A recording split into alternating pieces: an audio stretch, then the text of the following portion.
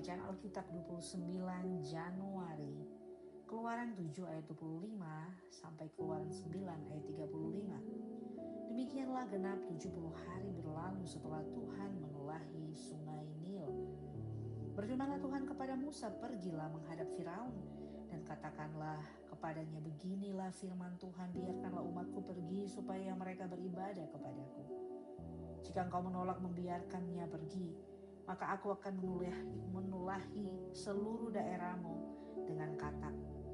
Katak-katak akan mengeriap dalam sungai Nil, lalu naik dan masuk ke dalam istanamu dan kamar tidurmu, ya sampai ke dalam tempat tidurmu, ke dalam rumah pegawai-pegawaimu dan rakyatmu, bahkan ke dalam pembakaran rotimu, serta ke dalam tempat adonanmu. Katak-katak itu akan naik memanjati engkau, memanjati rakyatmu, dan segala pegawaimu. Berfirmanlah Tuhan kepada Musa, katakanlah kepada Harun, ulurkanlah tanganmu dengan tongkatmu ke atas sungai, ke atas selokan dan ke atas kolam, dan buatlah katak-katak bermunculan meliputi tanah Mesir. Lalu Harun mengulurkan tangannya ke atas segala air di Mesir. Maka bermunculanlah katak-katak lalu menutupi tanah Mesir. Tetapi para ahli itu pun membuat yang demikian juga dengan ilmu-ilmu mantra mereka, sehingga mereka membuat katak-katak bermunculan meliputi tanah Mesir. Kemudian Firaun memanggil Musa dan Harun serta berkata, berdoalah kepada Tuhan supaya dijauhkannya katak-katak itu daripadaku dan daripada rakyatku, maka aku akan membiarkan bangsa itu pergi, supaya mereka mempersembahkan korban kepada Tuhan. Kata Musa kepada Firaun, silakanlah tuanku, katakan kepadaku, bila aku akan berdoa untukmu, untuk pegawaimu dan rakyatmu, supaya katak-katak itu dilenyapkan daripadamu dan dari rumah-rumahmu dan hanya tinggal di sungai Nil. Katanya, besok. Lalu kata Musa, jadilah seperti katamu itu, supaya tuanku mengetahui bahwa tidak ada seperti Tuhan Allah kami. Maka katak-katak itu akan dijauhkan daripadamu, dari rumah-rumahmu dan dari pegawai-pegawaimu dan dari rakyatmu, dan hanya akan tinggal di sungai Nil saja. Lalu Musa dan Harun keluar meninggalkan Firaun, dan Musa berseru kepada Tuhan karena katak-katak yang didatangkannya kepada Firaun. Dan Tuhan melakukan seperti yang dikatakan Musa, sehingga katak-katak itu mati lenyap dari rumah, dari halaman dan dari ladang. Dikumpulkan oranglah bangkai-bangkainya bertumpuk-tumpuk sehingga tanah itu berbau busuk. Tapi ketika Firaun melihat bahwa telah terasa kelegaan, ia tetap berkeras hati dan tidak mau mendengarkan mereka keduanya seperti yang telah difirmankan Tuhan. Berfirmanlah Tuhan kepada Musa, katakanlah kepada Harun, ulurkanlah tongkatmu dan pukulkanlah itu ke debu tanah, maka debu itu akan menjadi nyamuk di seluruh tanah Mesir. Lalu mereka berbuat demikian. Harun mengulurkan tangannya dengan tongkatnya dan memukulkannya ke debu tanah, maka nyamuk-nyamuk itu hinggap pada manusia dan pada binatang. Segala debu tanah menjadi nyamuk di seluruh tanah Mesir. Para ahli itu pun membuat yang demikian juga dengan ilmu-ilmu mantranya untuk mengadakan nyamuk-nyamuk, tetapi mereka tidak dapat. Demikianlah nyamuk-nyamuk itu hingga pada manusia dan pada binatang. Lalu berkatalah para ahli itu kepada Firaun, inilah tangan Allah. Tetapi hati Firaun berkeras, dan ia tidak mau mendengarkan mereka seperti yang telah difirmankan Tuhan. Berfirmanlah Tuhan kepada Musa, bangunlah pagi-pagi dan berilah menantikan Firaun pada waktu biasanya ia keluar ke sungai, dan katakanlah kepadanya, beginilah firman Tuhan, biarkan umatku pergi supaya mereka beribadah kepadaku. Sebab jika engkau tidak membiarkan umatku itu pergi, maka aku akan melepaskan pikat terhadap engkau, terhadap pegawai-pegawaimu, rakyatmu dan rumah-rumahmu, sehingga rumah-rumah orang Mesir, bahkan tanah di mana mereka berdiri, akan penuh dengan pikat. Tetapi pada hari itu aku akan mengecualikan tanah Goshen, di mana umatku tinggal, sehingga di sana tidak ada terdapat pikat, supaya engkau mengetahui bahwa aku Tuhan ada di negeri ini. Sebab aku akan mengadakan perbedaan antara umatku dan bangsamu. Besok tanda mujizat ini akan terjadi. Tuhan berbuat demikian, maka datanglah banyak-banyak pikat ke dalam istana Firaun dan ke dalam rumah pegawai-pegawainya, dan ke seluruh tanah Mesir. Negeri itu menderita karena pikat itu. Lalu Firaun memanggil Musa dan Harun serta berkata, "Pergilah, persembahkanlah korban kepada Allahmu di negeri ini." Tapi Musa berkata, "Tidak mungkin kami berbuat demikian, sebab korban yang akan kami persembahkan kepada Tuhan Allah kami adalah kekejian bagi orang Mesir. Apabila kami mempersembahkan korban yang menjadi kekejian bagi orang Mesir itu di depan mata mereka, tidaklah mereka akan melempari kami dengan batu. Kami harus pergi ke padang gurun 3 hari perjalanan jauhnya untuk mempersembahkan korban kepada Tuhan Allah kami, seperti yang difirmankannya kepada kami." Lalu kata Firaun, "Baik, aku akan membiarkan kamu pergi untuk mempersembahkan korban kepada Tuhan Allahmu di padang gurun. Hanya janganlah kamu pergi terlalu jauh. Berdoalah untuk aku." Lalu kata Musa, "Sekarang aku keluar meninggalkan tuanku dan akan berdoa kepada Tuhan, maka pikat itu akan dijauhkan besok dari Firaun, dari pegawai-pegawainya dan rakyatnya. Hanya janganlah Firaun berlaku curang lagi dengan tidak membiarkan bangsa itu pergi untuk mempersembahkan korban kepada Tuhan." Sesudah itu keluarlah Musa meninggalkan Firaun, lalu berdoa kepada Tuhan, dan Tuhan membuat seperti yang dikatakan Musa. Pikat itu dijauhkannya dari Firaun, dari pegawai-pegawainya dan rakyatnya. Seekor pun tidak ada yang tinggal. Tetapi sekali ini pun Firaun tetap berkeras hati, ia tidak membiarkan bangsa itu pergi.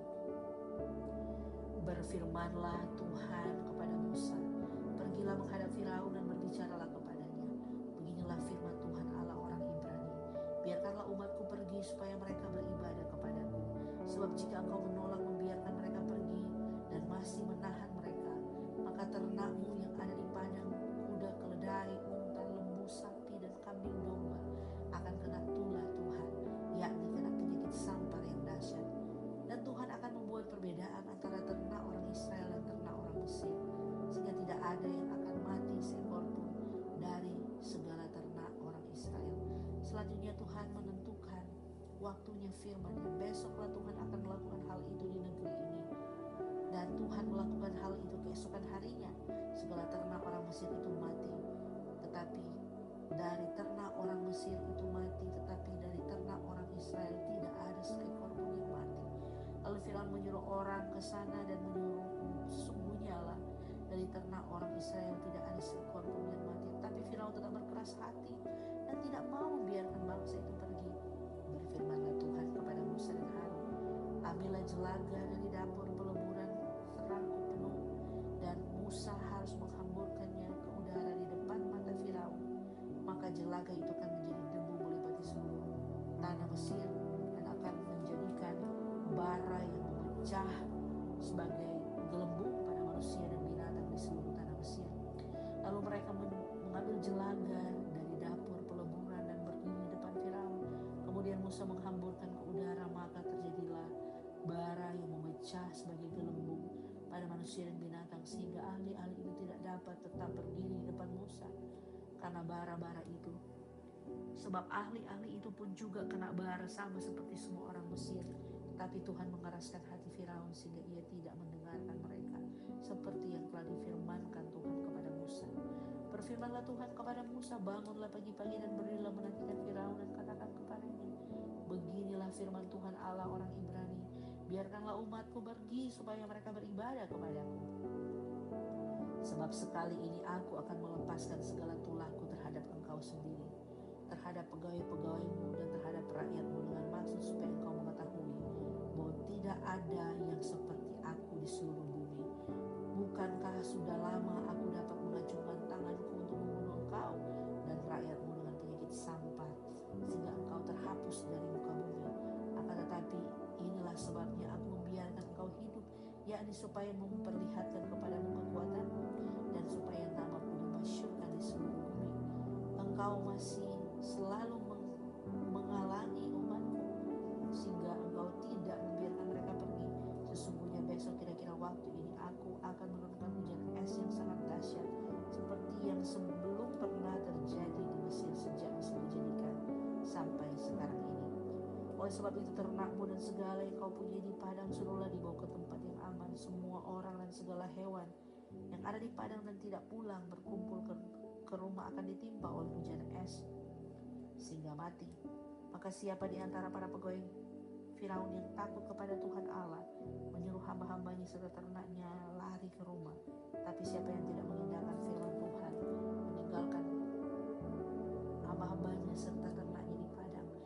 Berfirmanlah Tuhan kepada Musa, ulurkanlah tanganmu ke langit supaya hujan es turun dan di seluruh tanah Mesir menimpa semua manusia dan binatang dan menimpa tumbuh-tumbuhan di padang di tanah Mesir.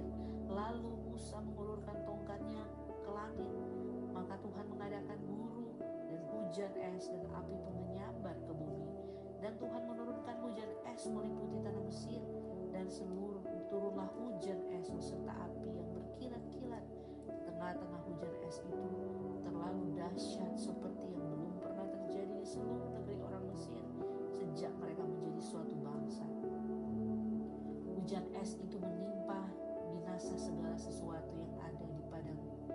Di situ di seluruh tanah Mesir, dari manusia sampai binatang, juga segala tumbuh-tumbuhan di padang ditimpa binasa oleh hujan itu, dan segala pohon di padang ditumbangkannya. Hanya di tanah Goshen, tempat kediaman orang Israel, tidak ada turun hujan es. Lalu Firaun memanggil Musa dan Harun serta berkata kepada mereka, "Aku telah berdosa sekali ini, Tuhan itu yang benar, tetapi aku dan rakyatku lah yang bersalah. Berdoalah kepada Tuhan, guru yang sangat dahsyat dan hujan es itu sudah cukup. Maka aku akan membiarkan kamu pergi, tidak usah kamu tinggal lebih lama lagi." Dan berkatalah Musa kepadanya, "Sekeluar aku dari kota ini, aku akan mengembangkan tanganku kepada Tuhan. Guru akan berhenti dan hujan es tidak akan turun lagi, supaya engkau mengetahui bahwa bumi adalah milik Tuhan. Tetapi tentang engkau dan para pegawaimu aku tahu bahwa kamu belum takut kepada Tuhan Allah. Tanaman rami dan jelai telah tertimpa binasa, sebab jelai itu sedang berbulir dan rami itu sedang berbunga. Tetapi gandum dan sekoi tidak tertimpa binasa sebab belum lagi musimnya." Lalu keluarlah Musa dari kota itu meninggalkan Firaun. Dikembangkannyalah tangannya kepada Firaun, kepada Tuhan. Maka terhentilah guru dan hujan es, dan hujan tidak tercurah lagi ke bumi. Tetapi ketika Firaun melihat bahwa hujan-hujan es dan guru telah berhenti, maka teruslah ia berbuat dosa. Ia tetap berkeras hati, baik ia maupun para pegawainya. Berkeraslah hati Firaun, sehingga ia tidak membiarkan orang Israel pergi seperti yang telah difirmankan Tuhan dengan perantaraan Musa. Pembacaan dari Matius 19 ayat 13 sampai 30 Perjanjian Baru. Lalu orang membawa anak-anak kecil kepada Yesus supaya ia meletakkan tangannya atas mereka dan mendoakan mereka. Akan tetapi murid-muridnya memarahi orang-orang itu. Tetapi Yesus berkata, "Biarkanlah anak-anak itu, janganlah menghalang-halangi mereka. Datang kepadaku, sebab orang-orang yang seperti itulah yang mempunyai kerajaan sorga." Lalu ia meletakkan tangannya ke atas mereka dan kemudian ia berangkat dari situ. Ada seorang datang kepada Yesus dan berkata, "Guru, perbuatan baik apakah yang harus kuperbuat untuk memperoleh hidup yang kekal?" Jawab Yesus, "Apa sebabnya engkau bertanya kepadaku tentang apa yang baik? Hanya satu yang baik. Tetapi jikalau engkau ingin masuk ke dalam hidup, turutilah segala perintah Allah." Kata orang itu kepadanya, "Perintah yang mana?" Kata Yesus, "Jangan membunuh, jangan berzina, jangan mencuri, jangan mengucapkan saksi dusta, hormatilah ayah dan ibu, dan kasihilah sesama manusia seperti dirimu sendiri." Kata orang muda itu kepadanya, "Semuanya itu telah kuturuti. Apalagi yang masih kurang?" Kata Yesus kepadanya, "Jikalau engkau hendak sempurna, pergilah, jualah segala milikmu dan berikanlah itu kepada orang-orang miskin, maka engkau akan beroleh harta di sorga. Kemudian datanglah kemari dan ikutlah aku." Ketika orang muda itu mendengar perkataan itu, pergilah ia dengan sedih sebab banyak hartanya. Yesus berkata kepadanya, Yesus berkata kepada murid-muridnya, "Aku berkata kepadamu, sesungguhnya sukar sekali bagi seorang kaya untuk masuk ke dalam kerajaan sorga. Sekali lagi aku berkata kepadamu, lebih mudah seekor unta masuk melalui lubang jarum daripada seorang kaya masuk ke dalam kerajaan Allah." Ketika murid-murid mendengar itu, sangat gemparlah mereka dan berkata, "Jika demikian, siapakah yang dapat diselamatkan?" Yesus memandang mereka dan berkata, "Bagi manusia hal ini tidak mungkin, tetapi bagi Allah segala sesuatu mungkin." Lalu Petrus menjawab dan berkata kepada Yesus, "Kami ini telah meninggalkan segala sesuatu dan mengikut Engkau. Jadi apakah yang akan kami peroleh?" Kata Yesus kepada mereka, aku berkata kepadamu sesungguhnya pada waktu penciptaan kembali, apabila anak manusia bersemayam di tahta kemuliaannya, lalu yang telah mengikuti aku akan duduk juga di atas 12 tahta untuk menghakimi ke-12 suku Israel. Dan ketika orang yang karena namaku meninggalkan rumahnya, saudaranya laki-laki atau saudaranya perempuan, bapa atau ibunya, anak-anak atau ladangnya, akan menerima kembali 100 kali lipat dan akan memperoleh hidup yang kekal. Tetapi banyak orang yang terdahulu akan menjadi yang terakhir, dan yang terakhir akan menjadi yang terdahulu. Pembacaan dari Mazmur 24 ayat 1 sampai 10. Tuhanlah yang mempunyai bumi serta segala isinya, dan dunia serta yang diam di dalamnya. Sebab Dialah yang mendasarkannya di atas lautan dan menegakkannya di atas sungai-sungai. Siapakah yang boleh naik ke atas gunung Tuhan? Siapakah yang boleh berdiri di tempatnya yang kudus? Orang yang bersih tangannya dan yang murni hatinya, yang tidak menyerahkan diri kepada penipuan dan yang tidak bersumpah palsu. Dialah yang akan menerima berkat dari Tuhan dan keadilan dari Allah yang menyelamatkan dia. Itulah angkatan orang-orang yang menanyakan dia, yang mencari wajah-Mu ya Allah Yakub.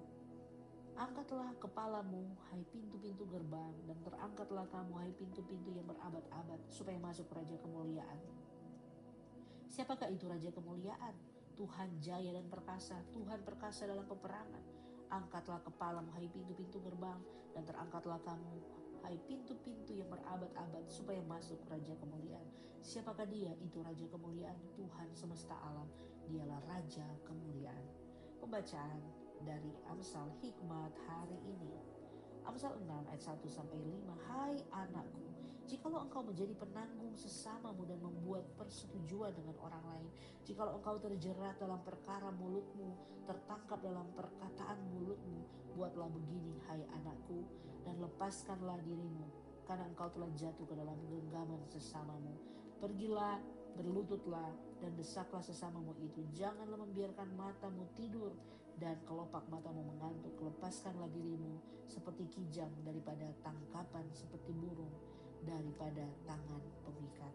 Demikian bacaan Alkitab hari ini.